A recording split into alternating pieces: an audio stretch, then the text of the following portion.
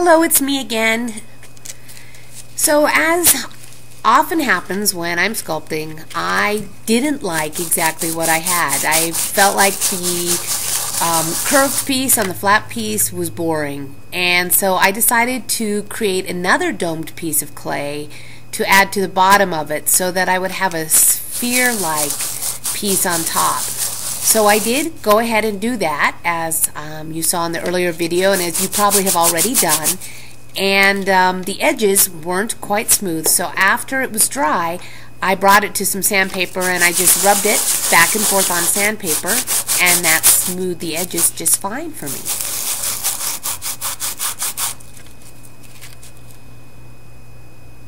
I'm checking here to make sure it fits, and it does.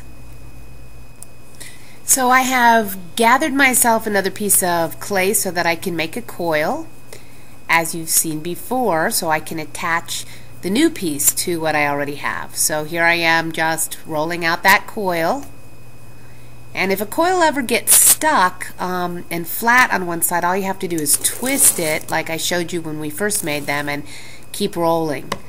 So I dip the coil in water and I'm putting the wet coil on top of the dry section that I made before that has an indentation in it for the nail so that it will stick on the nail well. And now I'm just pushing that top dome section into the wet coil, and I'm just going to go ahead and smooth it like I did before and add some new coiled clay on the outside just to fill in the gaps. Of course, I dip it in water first, as always, when attaching wet clay to dry clay.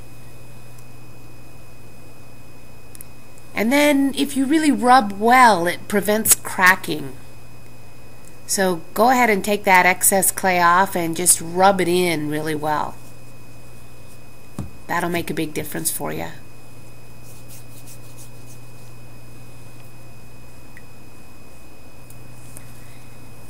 So now I've got that pretty much the way I want it, and I'm going to pull the dry base over that I have the clay on, and I have the clay for the bottom for the base to make it stand up, and I'm just setting it on there and figuring it out how I'd like it to be, trying to get it in that little hole, that little indentation that I made in the flat piece of clay, and there it is.